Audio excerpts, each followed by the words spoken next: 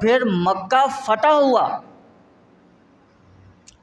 اور مکہ میں داخل ہوئے اور وہ تمام لوگ سامنے موجود ہیں، لیکن اللہ کے نبی علیہ الصلوۃ والسلام، سیرت کی کتابوں میں درج ہے کہ جب میرے اور آپ کے نبی علیہ الصلوۃ والسلام فاتح ہیں، فاتح کی حیثیت سے داخل ہو رہے ہیں، طاقت ہے، سب کچھ آپ کے پاس ہے، مکہ میں داخل ہو رہے ہیں، اونٹنی پر تشریف فرما ہے، سر جھکا ہوا ہے، اللہ کی تسبیح کر رہے ہیں، سر جھکا ہوا۔ یہاں کرنا ہے اسوہ پر عمل، اسوہ پر عمل ایسے کرنا ہے، ایسے کرنا ہے نا اسوہ پر عمل۔ یہاں ذرا سی طاقت آ جاتی ہے، ذرا سی طاقت آ جاتی ہے، منصب آ جاتا ہے، دولت آ جاتی ہے، پھر ہمارے جملوں پر ہم نے اپنے غور کیا ہے؟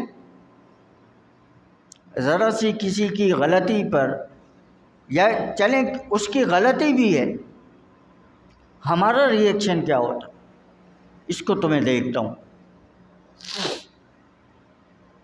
اس کو تو میں دیکھتا ہوں، آپ کے پاس دولت بھی ہے، منصب بھی ہے، افرادی قوت بھی ہے، آپ گئے اور آپ نے جا کے اس پر ہلہ بول دیا، یا آپ نے ہلہ بھی بول دیا، اس کو مار پیٹ بھی لیا، اب تھانے کچہری میں بھی آپ، کوئی مسئلہ نہیں ہے نا، وہاں بھی کھینچو، رگڑا لگاؤ۔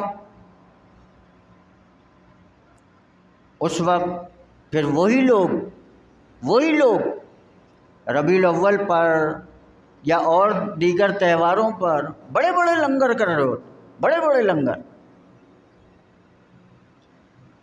اور ہمارے پاس جانچنے کا کیا پیمانہ ہے؟ ہمیں اپنی سوچ پر افسوس کرنا چاہیے۔ ہمارے پاس جانچنے کا پیمانہ کیا ہے؟ کیا اس پیمانوں کو رکھیں گے؟ نبی سے محبت کے دعوے دار ہیں، جو نبی کا طریقہ ہے، جو نبی کا سکھائے ہوئے طریقے ہیں، وہ ہم نے اختیار کرنے ہیں، یا اپنی دولت، منصب، جائیداد کے بلبوتے پر اپنے طور پر فیصلے کرنے ہیں اپنے دماغ سے؟ تو جب اپنے طور پر کرنے ہیں تو پھر اتباع کہاں گئی؟ پھر اسوہ پر عمل کہاں گیا؟